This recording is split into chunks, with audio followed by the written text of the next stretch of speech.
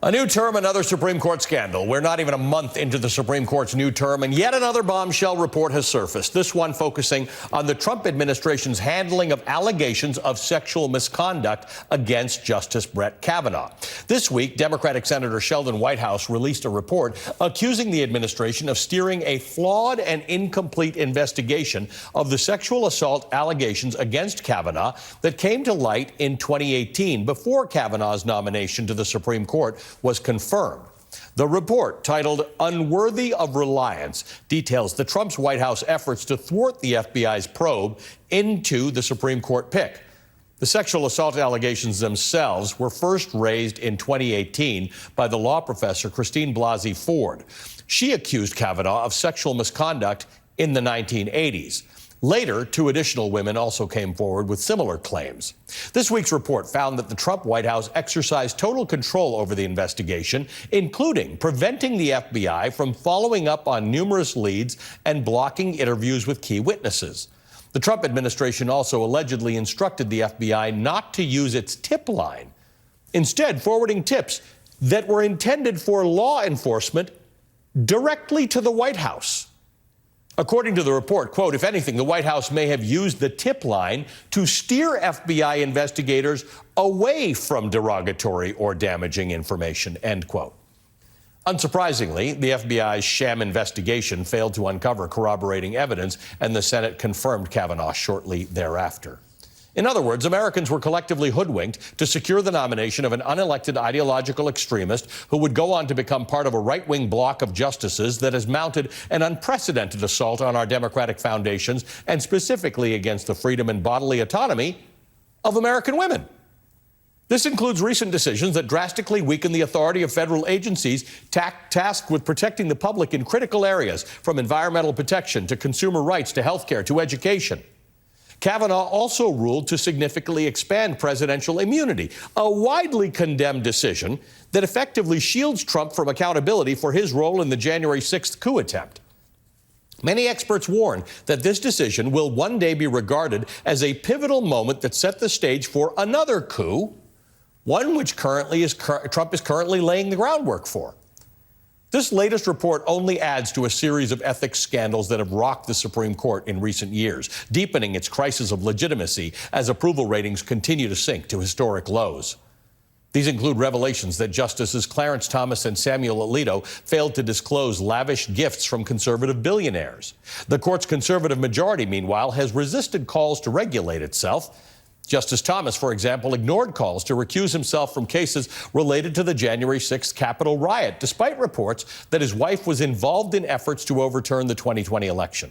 Justice Alito also chose not to recuse himself from cases related to January 6th after it was revealed that a flag associated with election denial was displayed outside his Virginia home in the days following the riot. Lawmakers and legal experts alike warn that this extremist bloc on the Supreme Court, which includes Kavanaugh, has accrued enormous power at the expense of other branches of government, circumventing the legislative process entirely to impose a number of deeply unpopular rulings, including a landmark decision to strip women of their constitutional right to an abortion. This term, the Supreme Court will preside over several cases affecting millions of Americans, from water quality standards to overtime wages to Medicare reimbursement to transgender rights. Meanwhile, the court's unchecked power grab and lack of accountability are leading to growing demands for reforms. In July, the Biden administration proposed a three-pronged package to reform the Supreme Court. It included an enforceable code of conduct, 18-year term limits, and a constitutional amendment to undo the sweeping presidential immunity granted in Trump v. United States. The Senate Judiciary Committee over the summer also advanced a bill penned by my next guest, the Democratic Senator Sheldon Whitehouse. The bill, titled the Supreme Court Ethics, Recusal, and Transparency Act, includes a binding ethics code. Next month's elections could make or break legislative efforts to fix the nation's highest court. Calls to expand the number of sitting justices are also on the rise. According to the constitutional law scholar Kermit Roosevelt, quote, we are witnessing a minority takeover of our democracy. The Supreme Court has stood by in the face of some anti-democratic actions. It has allowed partisan gerrymanders. It has allowed states to impose burdens on voting as a response to imaginary threats of fraud. More striking, the court has itself intervened in the political process. The only reform that fixes this problem now is court expansion. That could give us a majority of justices who would defend democracy against these assaults instead of participating in them. I have always viewed expansion as a last resort, the fire axe in the glass case on the wall. But we may be at the point of breaking that glass now. Court expansion may be the only thing that will save our democracy for the next generation, end quote. For more on this, I am joined by the Democratic Senator Sheldon Whitehouse of Rhode Island. He released a shocking report this week revealing that the Trump White House actively sabotaged an FBI investigation into multiple sexual assault allegations against Brett Kavanaugh. Senator, good to see you. Thank you for being with us this morning. Thanks for having me on, Ali. Let's talk about this. You know, in real time, many of us wondered why the FBI is not able to dig up some basic information around the allegations that were swirling around Brett Kavanaugh during his confirmation process. You have now told us what we thought to be true, that Trump used his office to protect another powerful man in government, an office that Kavanaugh has now used to protect Donald Trump from criminal liability. Tell me about the consequences of what you have learned. Well, there were two big lies that the American people were told and two dirty tricks. The big lies were the president saying that the FBI had free rein to investigate where it wanted and whom it wanted, when that was completely not true. The White House controlled every iota of the investigation. And the second big lie was that there was some procedure that the FBI was following, and you could count on them to do the right thing because they were doing this investigation, quote, by the book. Well, turns out they had no free rein. Turns out there was no book for a supplemental background investigation. There literally is no procedure other than do what the White House tells you. So those were the two pretty big lies. The dirty tricks were to stop the FBI from looking at corroboration, and then have Republican senators in great numbers say, oh, well, we can't believe her because there was no corroboration, without anybody knowing that corroboration had been specifically discarded as an avenue of investigation by the FBI. And the last was this tip line that produced thousands of tips, probably many dozens of truly credible tips, credible enough to be flagged by the FBI for the White House, but they never got a signal from the White House to investigate any of them. So at the end of that big tip line effort, there were exactly zero FBI investigative steps taken. Senator, you understand these things probably better than I do, and most of us do. It seems wild that the FBI would have information that the White House could veto them pursuing in the pursuit of an investigation, a legal investigation. Is there anything normal about that, or is that as crazy as it sounds to me? Well, it's a little bit crazy, but it also reflects the rarity of this circumstance. This is not the FBI acting as a law enforcement agency. This is not the FBI acting as the background investigation agency where it has regular procedures. This is when there's a supplemental background investigation, because you remember Dr. Blasey Ford's allegations came up late in the process after all of that was done.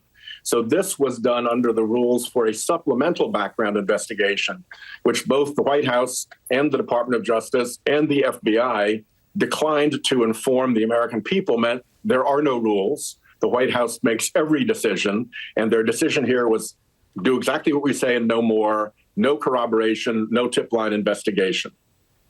I want to speak more broadly about things you and I have talked about in the past. According to a USA Today Ipsos poll going back to August, Americans are overwhelmingly in favor of reforming the Supreme Court. Now, that has many flavors, but something needs to be done. 76% of Americans support a binding ethics code. And that, by the way, apparently includes 70% of Republicans and 89% of Democrats. So clearly this has popular backing across party lines. It shouldn't be partisan at all.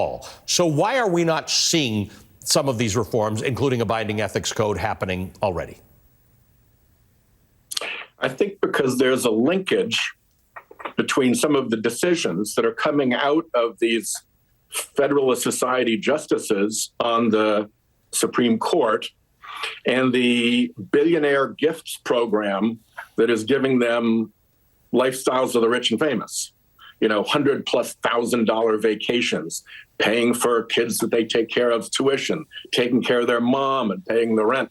All this stuff piles up, and it's really obscene. But I think it also affects the judgments of the court. And I think Republicans whose political financing comes heavily from the same right-wing billionaire elite that was behind capturing the court and running the billionaire gifts program, they're being told by their big donors, don't you dare mess up our situation here. And so they won't do what is obvious. I mean, Ali, literally every official in this country, local, county, state, other federal, everybody is subject to some basic fact-finding if there's an allegation made about their misconduct. Yeah. There are only 9 people in government anywhere who have literally no responsibility to either tell the truth about what they did or have neutral fact-finding about what they did.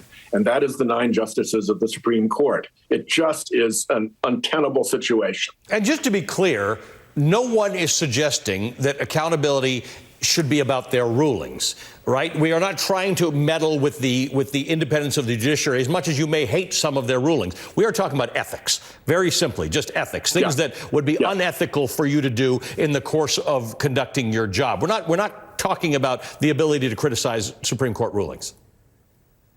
Correct. And there's a clear break between a court in its adjudicative role and a court in its administrative role. Right. And every single one of the 50 state Supreme Courts have figured out a way on the administrative side to check on the ethics of their Supreme Court justices. So it's an easy lay down hand to do the same thing at the Supreme Court. Yeah. They just don't want to. Yeah. But apparently the rest of us do. So someone's going to have to win this showdown. Senator, good to see you as always. Yeah, we're going to win. Yeah. Thank you for that. We appreciate that. Democratic Senator Sheldon Whitehouse of Rhode Island.